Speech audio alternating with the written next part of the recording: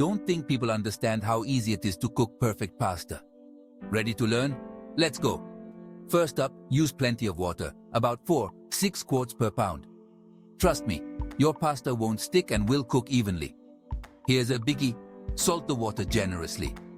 We're talking 1-2 tablespoons per pound. Your water should taste like the sea, and don't add oil to the water. It makes your pasta slippery so your sauce won't stick. No one wants that. Give it a stir occasionally during the first couple of minutes. This prevents clumping.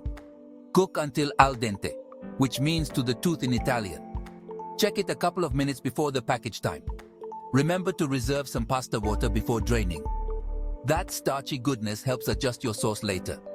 Never rinse your pasta unless you're making a cold pasta salad. Rinsing removes the starch that helps the sauce cling.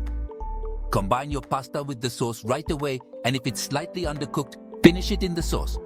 Serve immediately for the best texture and taste. And there you have it. Perfect pasta every time. Buon appetito!